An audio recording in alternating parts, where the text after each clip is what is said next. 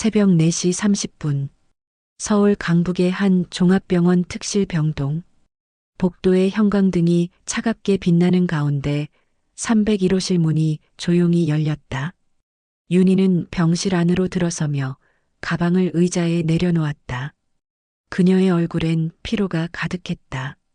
40대 초반의 나이지만 눈가의 주름과 거칠어진 손은 그보다 10년은 더 늙어 보였다. 또 이불 적셨네. 윤희는 침대 옆으로 다가가 이불을 걷어냈다. 시어머니 박정옥은 반쯤 뜬 눈으로 천장을 바라보고 있었다. 73세. 10년 전 뇌졸중으로 쓰러진 이후 이 병실이 그녀의 전부가 되었다. 치매는 서서히 기억을 지워갔고 중풍은 그녀의 몸을 조금씩 굳게 만들었다. 어머니, 제가 왔어요. 이불 갈아드릴게요. 박정욱의 입술이 미세하게 움직였다. 무슨 말인지 알아들을 수 없는 중얼거림이었다. 윤희는 익숙한 손놀림으로 이불을 벗기고 새 시트를 깔기 시작했다. 땀에 젖은 환자복을 갈아입히고 몸을 닦고 욕창이 생긴 부위에 연고를 바르는 일. 그녀는 이 모든 과정을 하루에도 서너 번씩 반복했다. 그릇 깨졌으면 내 월급에서 깎아. 갑자기 박정욱이 또렷한 목소리로 말했다. 윤희의 손이 멈췄다.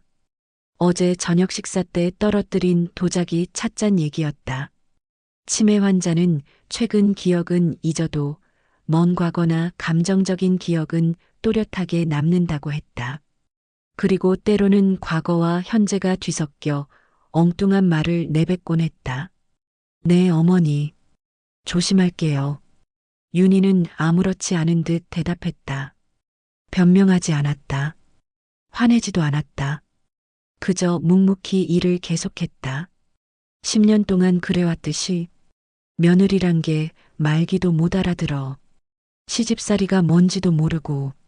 박정욱의 목소리는 점점 작아졌다. 곧 다시 눈을 감았다. 윤희는 더러워진 시트를 둥글게 말아 세탁 바구니에 넣었다. 그녀의 손끝엔 굳은 살이 층층이 쌓여 있었다. 손톱은 짧게 잘려 있었고 손등엔 소독약에 벗겨진 피부가 붉게 드러나 있었다. 창밖에서 겨울바람이 세차게 몰아쳤다. 12월의 서울은 유난히 추웠다. 병원 창문이 덜컹거리는 소리가 고요한 병실에 울렸다. 윤희는 창가로 다가가 커튼을 조금 더 쳐주었다.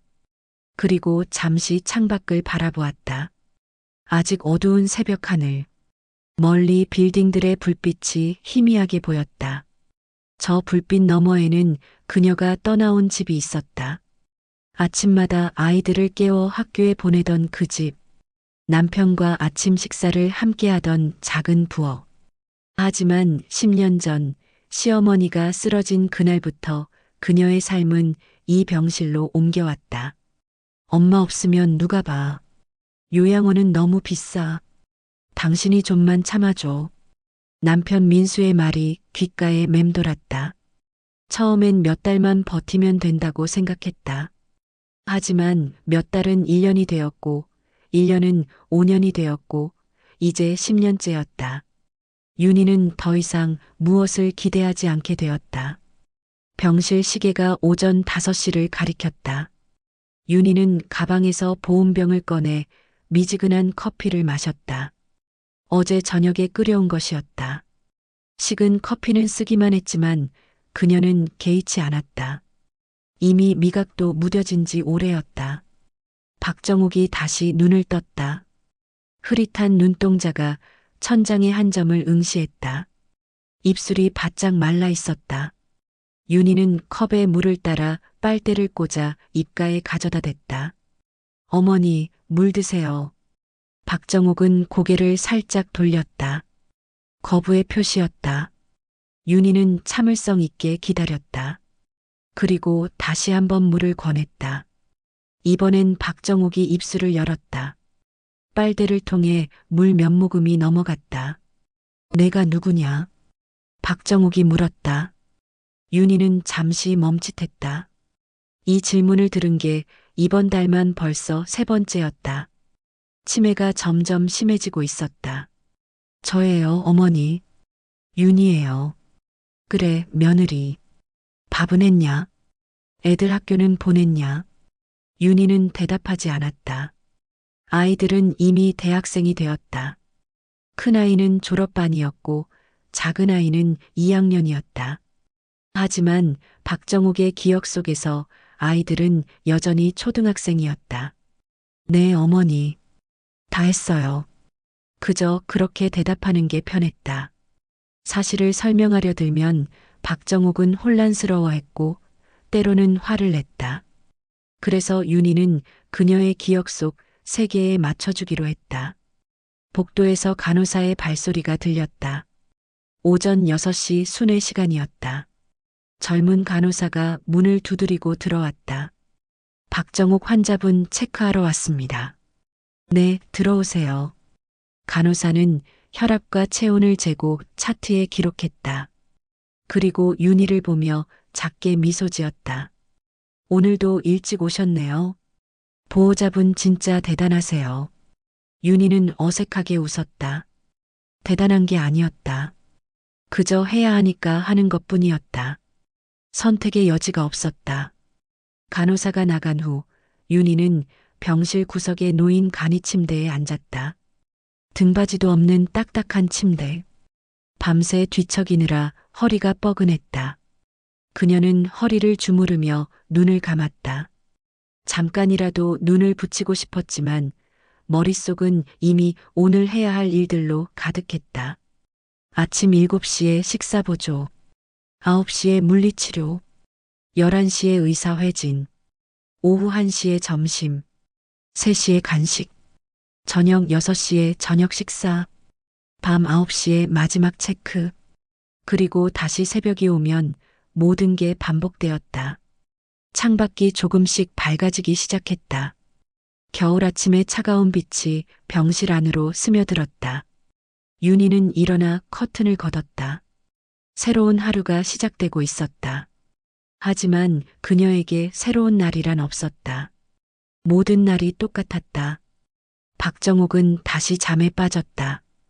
규칙적인 숨소리가 병실을 채웠다. 윤희는 그녀의 이마에 손을 얹었다. 체온은 정상이었다. 그녀는 작게 한숨을 쉬고 다시 의자에 앉았다. 언제까지 이렇게 살아야 하나. 작게 중얼거린 말은 아무도 듣지 못했다. 오전 10시, 면회 시간이 되자 병실 문이 열렸다. 2명의 여성이 들어왔다. 신우이 민지와 미나였다. 둘 다 고급 브랜드 옷을 입고 있었고 손에는 명품 가방이 들려 있었다. 민지는 30대 후반으로 외국계 회사에서 일했고 미나는 30대 초반으로 결혼해서 강남에 살고 있었다. 언니, 안녕하세요. 민지가 밝게 인사했다. 윤희는 자리에서 일어나 고개를 숙였다. 어서 와요. 어머니는 방금 주무셨어요. 아, 그럼 깨우지 말고 조용히 있을게요. 미나가 침대 옆으로 다가갔다. 그녀는 가방에서 고가의 영양제 상자를 꺼내 테이블 위에 놓았다. 민지는 꽃바구니를 창가에 두었다. 언니, 요즘도 매일 오시죠? 진짜 대단하세요. 저희는 일 때문에 자주 못 와서. 민지의 말투는 공손했지만 어딘가 형식적이었다. 윤희는 익숙하게 대꾸했다. 괜찮아요. 제가 시간이 있으니까요. 그래도 정말 고마워요. 우리 엄마 언니 아니었으면 어쩔 뻔했어요. 요양병원은 너무 삭막하잖아요. 미나가 거들었다. 윤희는 아무 말도 하지 않았다. 요양병원이 삭막하다는 말은 들었지만 정작 그 비용을 부담하려는 사람은 없었다. 남편 민수는 형제 중 장남이었고 전통을 중시하는 집안이었다. 장남 며느리가 시어머니를 모시는 게 당연하다는 분위기였다. 민지는 스마트폰을 꺼내 박정욱의 얼굴을 찍었다. SNS에 올릴 사진이었다. 엄마 면회 다녀왔어요. 해시태그 효도, 해시태그 가족사랑 같은 해시태그와 함께 엄마, 저희 왔어요. 엄마, 들리세요? 박정욱은 눈을 뜨지 않았다. 미나가 한두 번 더 불렀지만 반응이 없자 그녀는 금세 관심을 거뒀다. 언니, 오늘 컨디션이 안 좋으신가 봐요. 다음에 다시 올게요. 네, 그러세요. 두 시누이는 30분도 채 머물지 않고 병실을 나섰다. 복도에서 그들의 목소리가 들렸다. 점심 어디서 먹을까? 강남 쪽 새로 생긴 레스토랑 가볼래? 좋지. 오랜만에 우리끼리 외식하자. 윤희는 문을 닫고 다시 병실로 돌아왔다. 테이블 위에 놓인 영양제를 보았다. 한 박스에 20만 원짓 하는 제품이었다.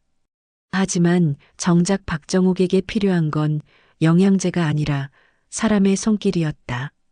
매일 몸을 씻겨주고 식사를 도와주고 밤새 곁을 지켜주는 것. 윤희는 가방에서 도시락을 꺼냈다. 어제 저녁에 만들어 온 된장국과 밥이었다. 전자레인지에 데워 박정욱 옆으로 가져갔다. 어머니, 식사 시간이에요. 일어나실 수 있으세요? 박정욱이 천천히 눈을 떴다. 흐릿한 시선이 윤희를 향했다. 배고파. 네, 지금 드릴게요. 윤희는 침대 각도를 조절해 박정욱을 앉혔다.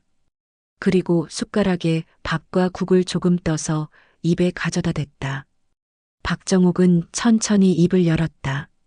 하지만 곧 얼굴을 찌푸렸다. 이게 뭐야? 짜. 어머니, 간이 딱 맞아요. 의사 선생님이 싱겁게 드시라고 하셨잖아요. 내가 짜다는데 짠 거야. 내가 요리를 못해. 윤희는 숟가락을 내려놓고 국을 한 숟가락 떠서 맛을 봤다. 싱거웠다. 오히려 간이 부족할 정도였다. 하지만 그녀는 반박하지 않았다. 죄송해요. 다음엔 더 신경 쓸게요. 내 밥은 먹었냐? 박정욱이 갑자기 물었다. 윤희는 잠시 멈칫했다. 10년 동안 박정욱이 그녀에게 밥 먹었냐고 물은 건 손에 꼽을 정도였다. 대부분은 무시하거나 트집을 잡았다. 하지만 가끔씩, 아주 가끔씩 이렇게 물었다. 네, 어머니. 먹었어요. 거짓말이었다. 윤희는 아침을 먹지 않았다. 새벽에 병원에 오느라 시간이 없었고 식욕도 없었다. 하지만 박정욱을 걱정시키고 싶지 않았다. 아니, 정확히는 더 이상의 간섭을 받고 싶지 않았다. 그래, 내 밥도 챙겨 먹어야지. 박정욱의 목소리는 나른했다. 식사를 몇 숟가락 더한 후 그녀는 다시 눈을 감았다. 윤희는 남은 밥을 치우고 테이블을 정리했다. 점심시간이 지나고 오후가 되었다. 윤희는 병실 구석 의자에 앉아 스마트폰을 꺼냈다. 큰아들에게서 온 메시지가 있었다. 엄마, 이번 주말에도 집에 못 오시죠? 할머니 어떠세요? 윤희는 답장을 쓰다가 멈췄다. 무슨 말을 해야 할지 몰랐다. 할머니는 여전히 아프시고 엄마는 여전히 여기 있어라고? 그런 답은 너무 비참했다. 할머니 상태는 비슷해. 이번 주말은 가볼게. 밥 잘 챙겨 먹어. 짧게 답장을 보내고 폰을 내려놓았다. 창밖으로 겨울 햇살이 들어왔다. 따뜻해 보이지만 차가운 빛이었다. 윤희는 눈을 감았다. 10년이라는 시간이 너무 길게 느껴졌다. 복도에서 다른 보호자들의 웃음소리가 들렸다. 그들은 교대로 면회를 오는 사람들이었다. 하루는 딸이, 하루는 아들이, 또 하루는 며느리가. 하지만 윤희는 혼자였다. 365일 중 350일은 그녀 혼자 이곳을 지켰다. 내 밥은 먹었냐? 박정욱의 말이 계속 머릿속을 맴돌았다.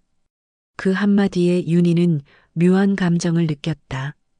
미움도 사랑도 아닌 그저 공허함이었다. 밤 11시 병실은 고요했다. 복도의 불빛만이 문틈으로 새어들어왔다. 윤희는 간이 침대에 누워 천장을 바라보았다. 오늘도 하루가 끝나가고 있었다. 하지만 그녀의 몸은 긴장을 풀지 못했다. 언제든 박정욱이 깰 수 있었고, 그러면 다시 일어나야 했다. 새벽 2시, 박정욱이 신음소리를 냈다. 윤희는 즉시 눈을 떴다. 10년 동안의 훈련으로 그녀는 아주 작은 소리에도 깨어날 수 있게 되었다. 침대로 다가가니 박정욱이 불편한 표정을 짓고 있었다. 어머니, 어디 불편하세요? 박정욱은 대답하지 않았다. 그저 몸을 비틀며 괴로워했다. 윤희는 이불을 걷고 확인했다. 다시 이불을 적신 것이었다. 그녀는 한숨도 쉬지 않고 시트를 교체하기 시작했다. 이미 몇 번째인지 세는 것도 지쳤다. 새 시트를 깔고 환자복을 갈아입히고 몸을 닦는 동안 박정욱은 계속 중얼거렸다. 왜 자꾸 괴롭혀? 좀 쉬게 내버려둬. 윤희는 아무 말도 하지 않았다. 박정욱은 치매로 인해 현실과 망상을 구분하지 못했다. 그녀에게는 윤희가 자신을 괴롭히는 사람으로 보일 때가 있었다. 어머니, 불편하시면 안 되니까 갈아드리는 거예요. 입 닥쳐. 내가 뭔데?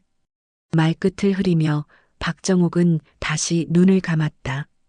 윤희는 더러워진 시트를 욕실로 가져가 세탁기에 넣었다. 차가운 물에 손을 담그고 비누질을 하는 동안 그녀의 눈에서 눈물이 흘렀다. 소리 없이 조용히. 아침 6시. 남편 민수에게서 전화가 왔다. 여보, 엄마 어때? 오늘 저녁에 갈게. 괜찮아. 안 와도 돼. 그래도 가야지. 엄마 얼굴이라도 봐야. 윤희는 전화를 끊었다. 민수는 일주일에 한두 번 병원에 왔다. 30분 정도 얼굴을 보고는 회사 일이 있어서라며 떠났다. 그는 항상 바빴다. 그리고 항상 윤희에게 고맙다는 말을 했다. 당신 없으면 우리 엄마 누가 봐. 정말 고마워.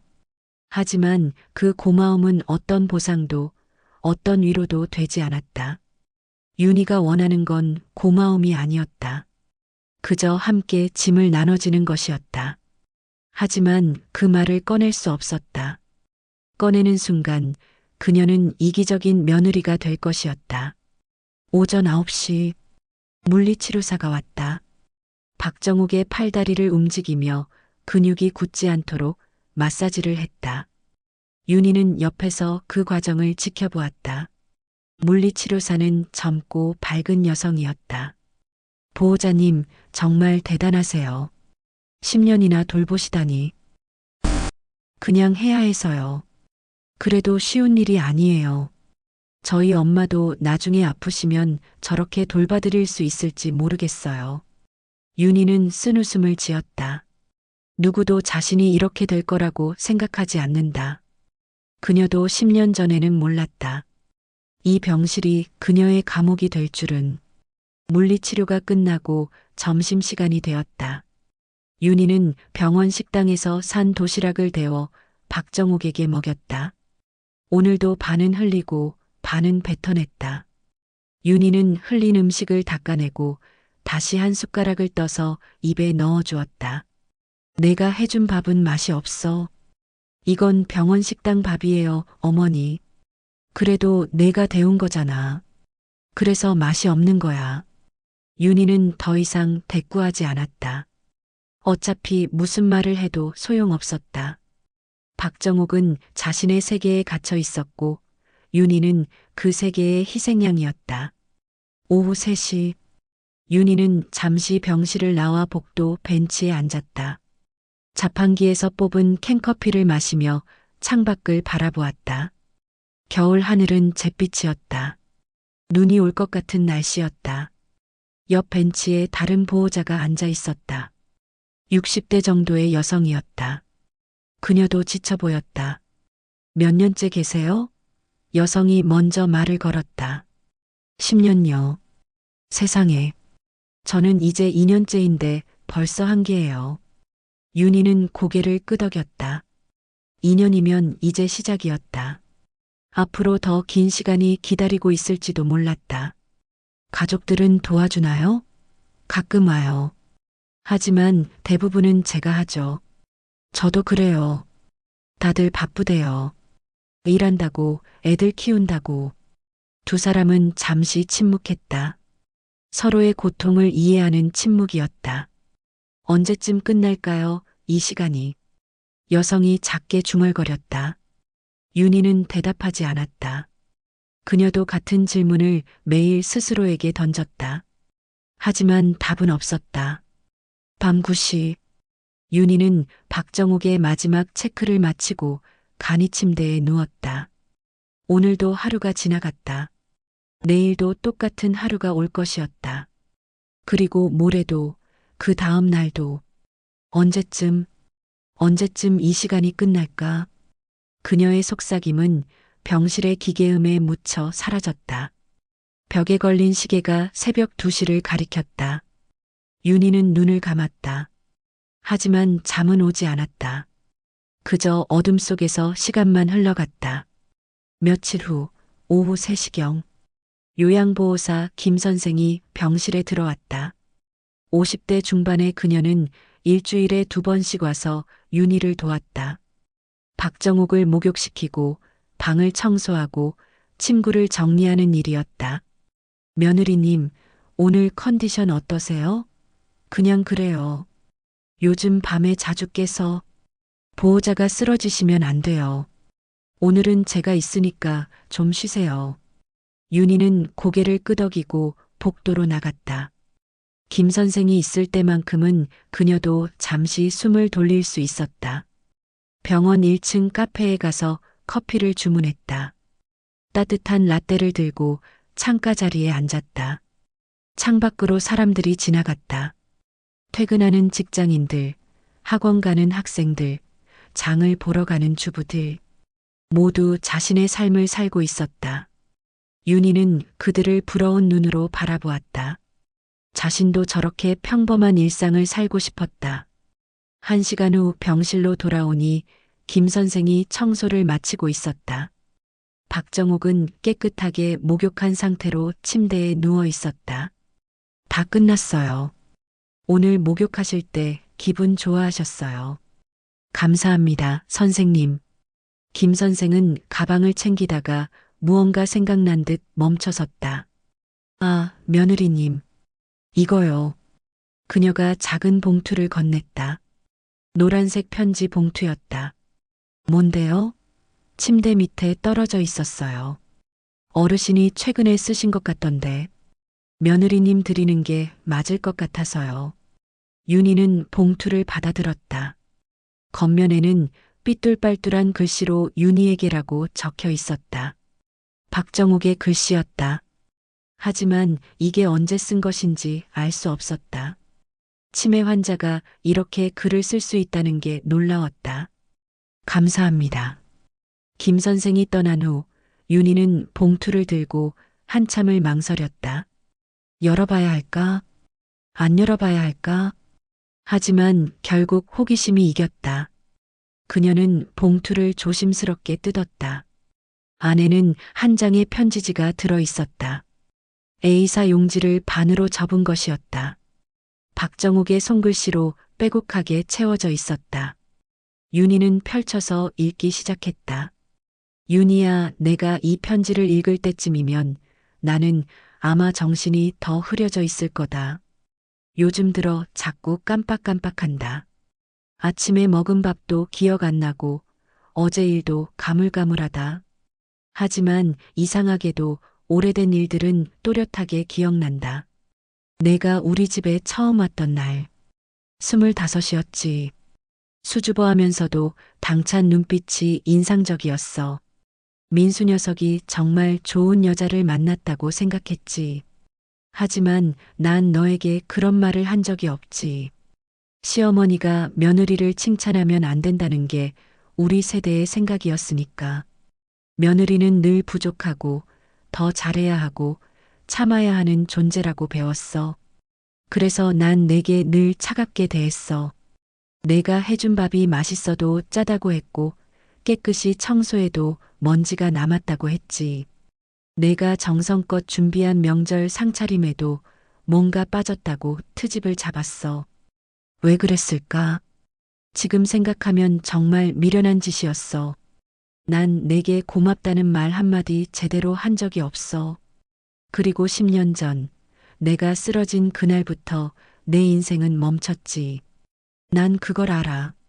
내가 매일 병원에 와서 나를 돌보는 거, 밤새 잠도 못 자고 내 곁을 지키는 거, 내가 화를 내고 욕을 해도 묵묵히 참는 거, 밥은 먹고 다니냐? 내가 내 밥상 뒤집은 날 마음이 찔렸다.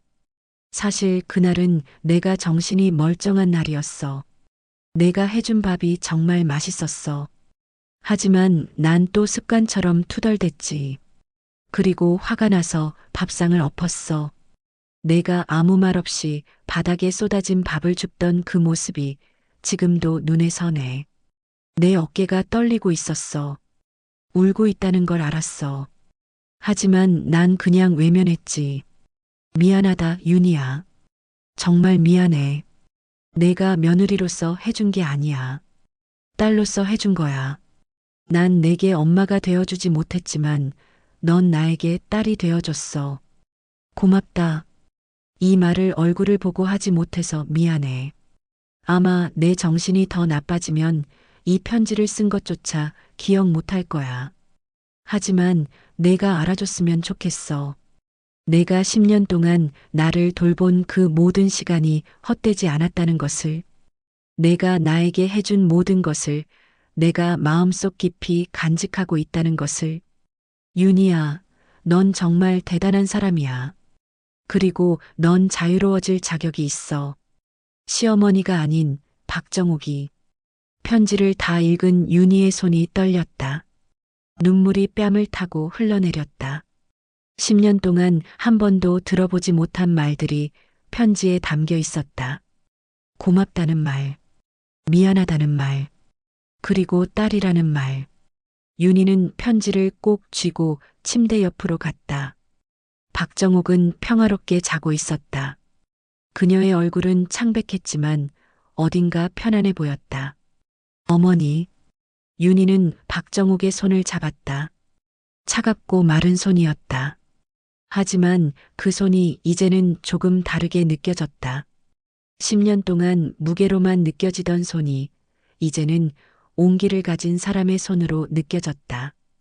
그날 밤 자정이 조금 넘은 시각, 박정욱의 호흡이 갑자기 불규칙해졌다. 윤희는 잠에서 깨어 급히 침대로 갔다. 산소포화도 수치가 떨어지고 있었다. 그녀는 간호사 호출 버튼을 눌렀다. 간호사와 당직 의사가 달려왔다. 응급 처치를 했지만 박정욱의 상태는 계속 악화되었다. 윤희는 떨리는 손으로 남편에게 전화를 걸었다. 여보, 어머니가 빨리 와야 할 것 같아. 30분 후 민수가 도착했다. 시누이들에게도 연락이 갔다. 하지만 박정욱의 의식은 이미 흐려진 상태였다. 새벽 3시 15분. 박정욱은 조용히 숨을 거두었다. 심전도 모니터의 소리가 길게 울렸다. 의사가 사망을 선고했다. 오전 3시 15분 사망 확인되었습니다. 윤희는 박정욱의 손을 놓지 않았다. 눈물이 흘렀지만 소리내어 울지는 않았다. 그저 조용히 그녀의 손을 쓰다듬었다. 간호사가 하얀 천을 가져왔다. 박정욱의 얼굴을 덮으려는 순간 윤희가 말했다. 잠시만요. 그녀는 박정욱의 얼굴을 한참 바라보았다. 이제는 고통도 화도 슬픔도 없는 평화로운 얼굴이었다. 편히 가세요, 어머니. 이제 아프지 마세요. 하얀 천이 박정욱의 얼굴을 덮었다. 10년의 시간이 끝나는 순간이었다. 장례식장은 서울 시내의 한 대형 병원 지하에 있었다. 빈소가 차려지고 영정 사진이 놓였다. 박정욱의 젊은 시절 사진이었다. 활짝 웃고 있는 모습이 지금의 그녀와는 너무 달라 보였다. 조문객들이 하나둘 들어오기 시작했다. 친척들, 남편의 직장 동료들, 옛 이웃들. 그들은 향을 피우고 절을 했다. 그리고 유족들에게 위로의 말을 건넸다. 고인의 명복을 빕니다. 오래 편찮으셨죠? 이제 편히 쉬실 겁니다. 윤희는 상복을 입고 조문객들에게 고개를 숙였다. 민수와 시누이들도 옆에 앉아 있었다. 하지만 그들의 얼굴에는 슬픔보다는 피로가 역력했다. 언니 괜찮아요? 미나가 윤희에게 물었다. 윤희는 고개를 끄덕였다. 응, 괜찮아. 10년 동안 정말 고생했어요. 우리 엄마도 이제 편히 쉬시니까. 언니도 이제 좀 쉬어요. 민지가 거들었다. 하지만 그녀들의 목소리에는 진심이 느껴지지 않았다. 그저 해야 할 말을 하는 것처럼 들렸다. 저녁이 되자 조문객의 수가 줄어들었다. 빈소에는 가족들만 남았다. 민수는 밖으로 나가 전화 통화를 했다. 시누이들은 스마트폰을 보고 있었다. 윤희만이 영정 앞에 앉아 있었다. 어머니, 편지 받았어요. 윤희는 작게 속삭였다. 영정 속 박정옥은 여전히 웃고 있었다. 제가 어머니께 딸이었다니 한 번도 생각해 본 적 없었어요. 그녀의 눈에서 눈물이 흘렀다. 10년 동안 참았던 감정들이 밀려왔다. 분노, 슬픔, 외로움, 그리고 이제는 후회까지. 왜 살아계실 때 그 말을 해주지 않으셨어요? 왜? 하지만 이미 늦었다. 박정옥은 떠났고 더 이상 대화할 수 없었다. 밤 10시경 장례 지도사가 빈소로 들어왔다. 40대 중반의 남성으로 차분한 인상이었다. 유족분들께 말씀드릴 게 있습니다. 가족들이 모였다. 장례 지도사는 작은 USB를 꺼냈다. 고인께서 생전에 저희 장례식장을 통해 녹음을 남기셨습니다. 사망 후 유족들에게 들려달라는 당부가 있으셨습니다. 녹음이요? 민수가 놀라서 물었다. 장례 지도사는 고개를 끄덕였다. 네. 1년 전쯤 고인께서 직접 오셔서 녹음하셨습니다. 당시에는 의식이 비교적 명료하셨던 것 같습니다. 윤희의 가슴이 두근거렸다. 1년 전이라면 박정욱의 치매가 심해지기 전이었다. 그 시기에 무슨 말을 남겼을까? 장례 지도사는 빈소 한쪽에 놓인 스피커에 USB를 연결했다. 잠시 침묵이 흘렀다. 그리고 스피커에서 박정욱의 목소리가 들렸다. 이 녹음을 듣고 있다면 나는 이미 세상을 떠났겠지. 떨리는 목소리였다. 하지만 또렷했다. 윤희는 눈을 감았다. 1년 전 박정욱의 목소리를 기억해냈다. 지금보다 조금 더 힘이 있던 목소리. 민수야, 민지야, 미나야. 그리고 윤희야. 윤희의 이름이 불렸다. 그녀는 눈을 떴다. 너희들에게 할 말이 있어서 이렇게 녹음을 남긴다.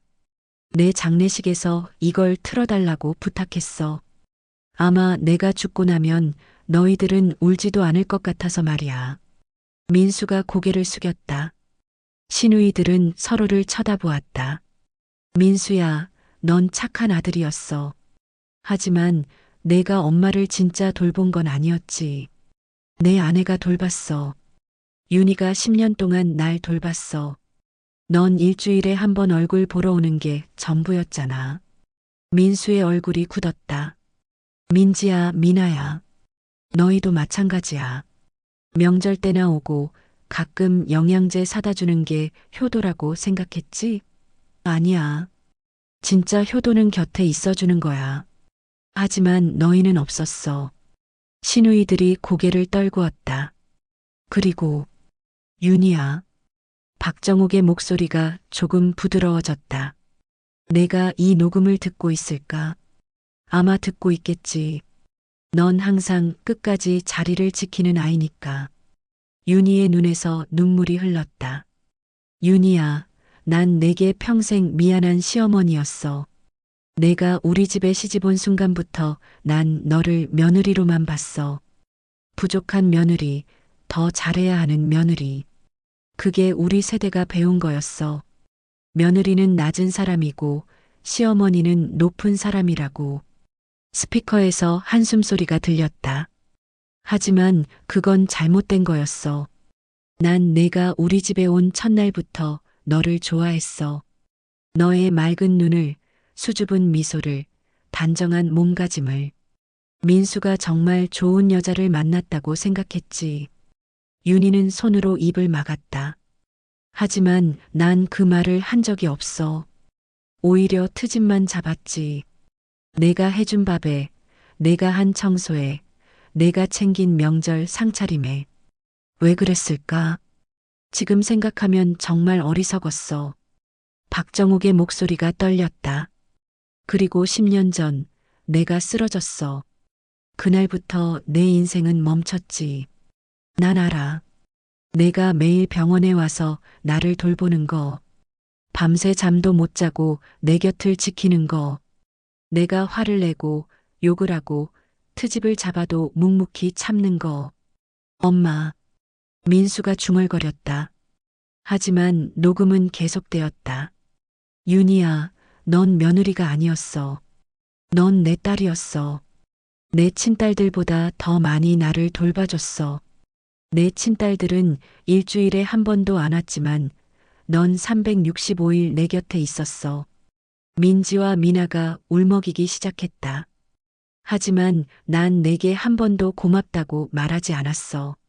딸이라고 부르지도 않았어.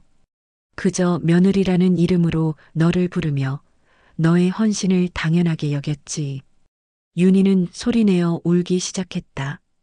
미안해, 윤희야. 정말 미안해. 그리고 고마워. 너 없었으면 나는 진작 외로워 죽었을 거야. 차갑고 무서운 병실에서 가족도 없이 혼자 죽었을 거야. 어머니. 윤희는 영정을 바라보며 울었다. 하지만 넌 내 곁에 있어줬어. 10년 동안 단 하루도 빠짐없이. 그게 얼마나 대단한 일인지 아니? 그게 얼마나 힘든 일인지 아니? 녹음 속에서 박정욱이 흐느끼는 소리가 들렸다. 윤희야, 넌 내 딸이야. 내가 낳지는 않았지만 내 진짜 딸이야. 그리고 난 내가 자랑스러워. 내가 보여준 인내와 사랑과 헌신이 자랑스러워. 빈소에 있던 모든 사람들이 울고 있었다. 민수는 얼굴을 두 손으로 감쌌다. 시누이들은 서로를 껴안고 울었다. 윤희는 영정 앞에 무릎을 꿇고 엎드렸다. 이제 넌 자유로워. 10년 동안의 짐을 내려놔. 그리고 내 인생을 살아. 내가 하고 싶었던 일들을 해. 내가 가고 싶었던 곳에 가. 내가 만나고 싶었던 사람들을 만나. 어머니, 어머니. 윤희는 계속 중얼거렸다. 윤희야, 마지막으로 한 가지만 부탁할게. 밥 꼭 챙겨 먹어. 내가 굶는 거 알았어. 새벽에 병원 와서 나만 챙기고 내 밥은 거르는 거. 제발 내 밥 챙겨 먹어. 약속해. 스피커에서 긴 침묵이 흘렀다. 그리고 박정욱의 마지막 말이 들렸다. 사랑한다, 내 딸.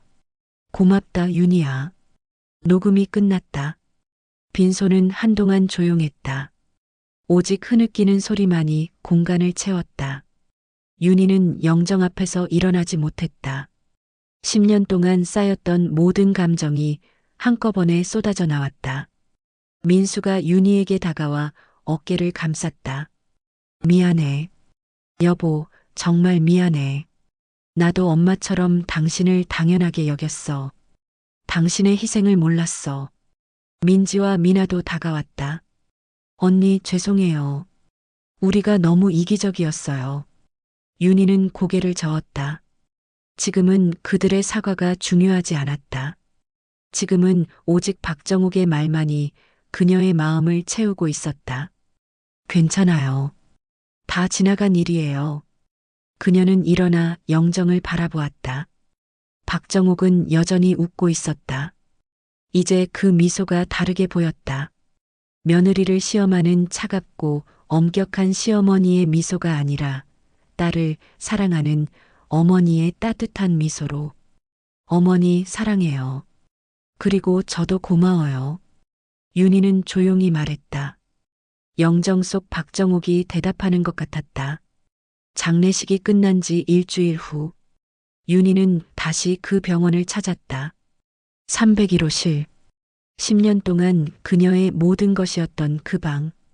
문을 열고 들어서니 빈 병실이 그녀를 맞이했다. 침대는 깨끗하게 정리되어 있었다. 시트도 이불도 모두 새 것으로 교체되어 있었다.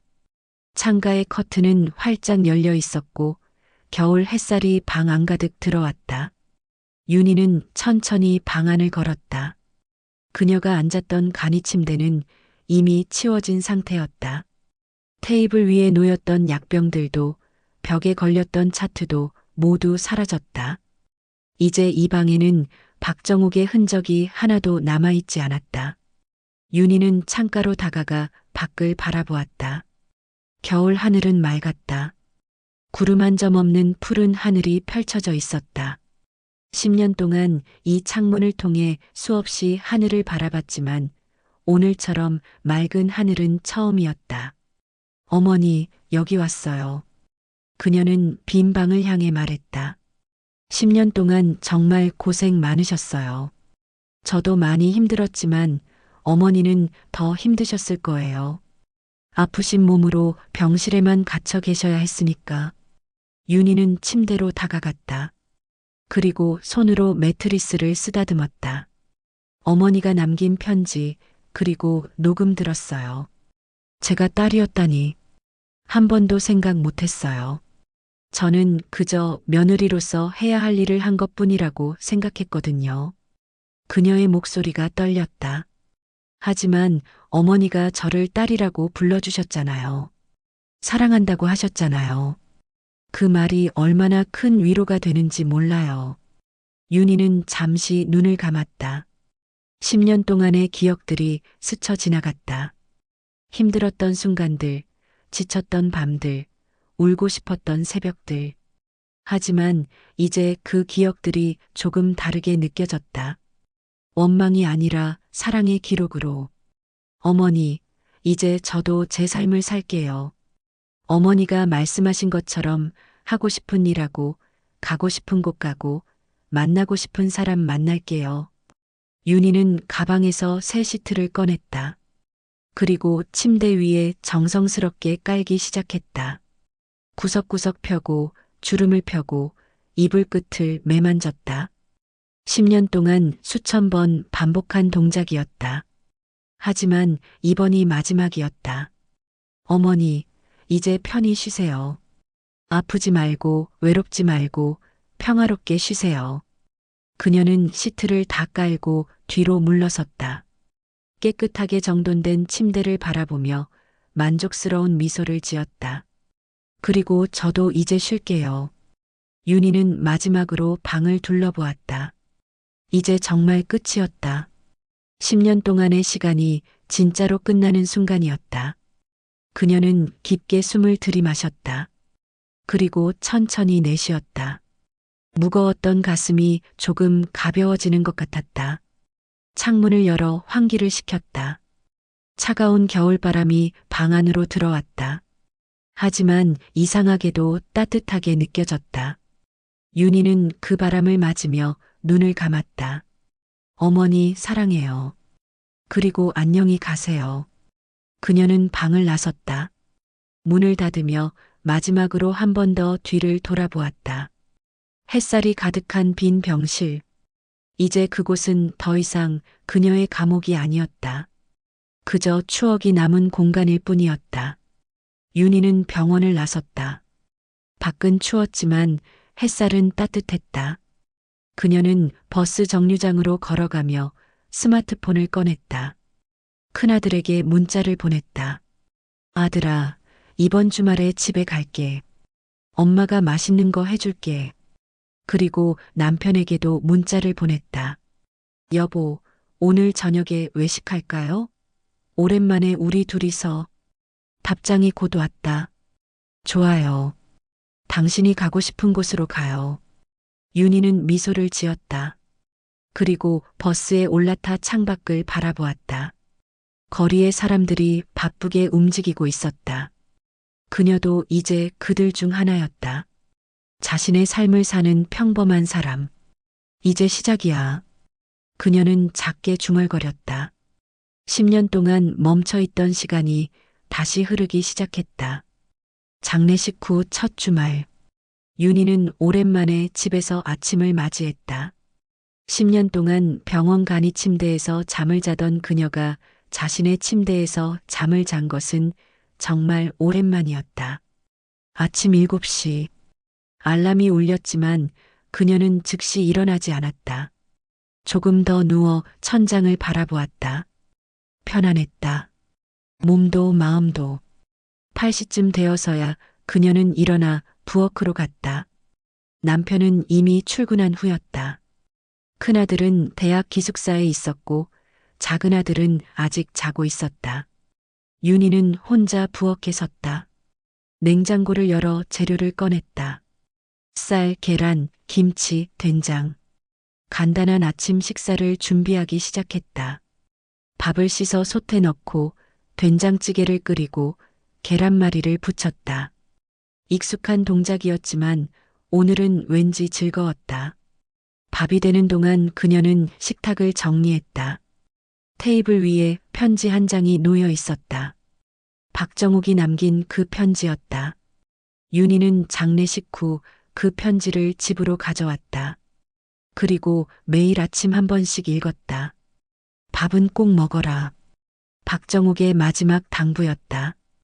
윤희는 편지를 접어 서랍에 넣었다. 그리고 밥솥 뚜껑을 열었다.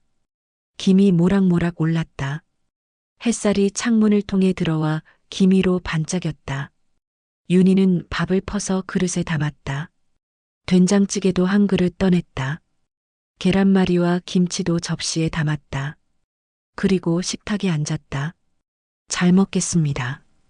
혼자 말하고 숟가락을 들었다. 밥 한 술을 떠서 입에 넣었다. 따뜻하고 고소한 밥이었다. 그녀는 천천히 씹었다. 그리고 삼켰다. 맛있다. 작게 중얼거렸다. 언제부터인가 음식의 맛을 느끼지 못했었다. 그저 기계적으로 먹고 넘기고 채우는 것이었다. 하지만 오늘은 달랐다. 밥의 단맛이, 된장찌개의 구수함이, 계란말이의 부드러움이 모두 느껴졌다. 윤희는 천천히 식사를 했다. 서두르지 않았다. 누가 부르지도 않았고 무엇을 해야 한다는 압박도 없었다. 그저 자신의 속도로 자신의 시간에 맞춰 밥을 먹었다. 식사를 마치고 설거지를 하는데 작은 아들이 일어났다. 엄마, 언제 왔어? 어제 저녁에 왔어. 잘 잤니? 응. 엄마 오랜만이다. 이제 계속 집에 있어? 윤희는 잠시 멈칫했다. 그리고 고개를 끄덕였다.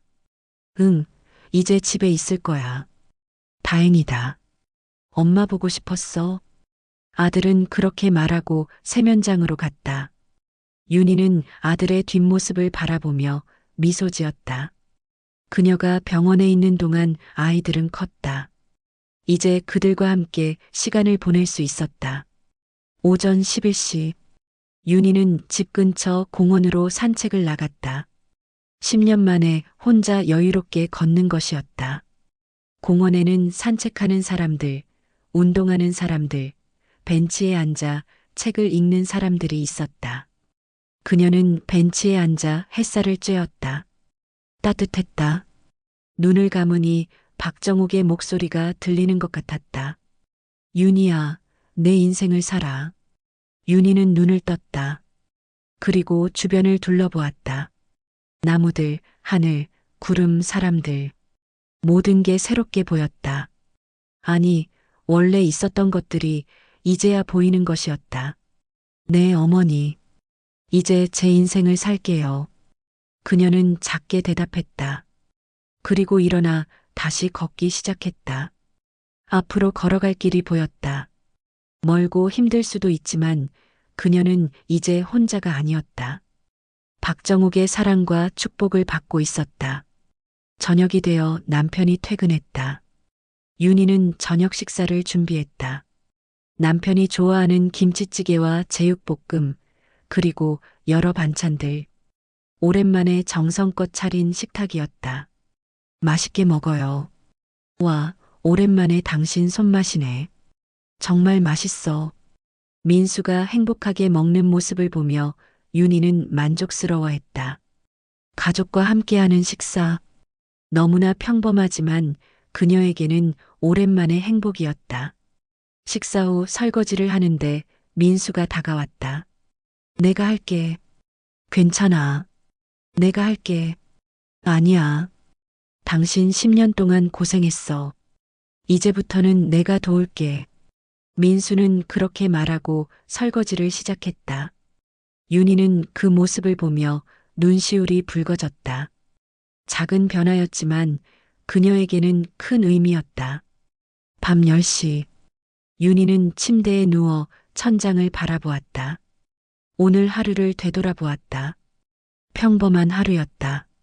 아침에 일어나 밥을 먹고 산책을 하고 저녁을 준비하고 가족과 함께 시간을 보냈다. 하지만 이 평범함이 그녀에게는 기적 같았다. 스마트폰을 켜니 큰아들에게서 메시지가 와 있었다. 엄마, 다음 주말에 집에 갈게. 엄마 밥 먹고 싶어? 윤희는 답장을 보냈다. 그래, 엄마가 맛있는 거 많이 해줄게. 보고 싶다, 아들아.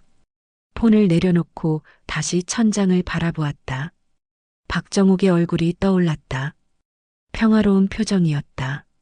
어머니, 저 잘하고 있죠? 밥도 잘 먹고 제 인생도 살고 있어요. 대답은 없었다. 하지만 윤희는 알 수 있었다. 박정욱이 어딘가에서 미소 짓고 있다는 것을. 고마워요, 어머니. 저를 딸이라고 불러주셔서, 그리고 사랑한다고 말해주셔서. 윤희는 눈을 감았다. 오늘 밤은 편히 잘 수 있을 것 같았다. 10년 만에 처음으로 창밖으로 달빛이 들어왔다. 부드럽고 따뜻한 빛이었다. 그 빛 속에서 윤희는 평화를 느꼈다. 박정욱이 떠났지만 그녀가 남긴 사랑은 여전히 윤희의 곁에 있었다. 잘 자요, 어머니. 그리고 사랑해요. 마지막으로 작게 속삭이고 윤희는 잠에 빠져들었다. 그녀의 얼굴에는 오랜만에 평화로운 미소가 떠올라 있었다.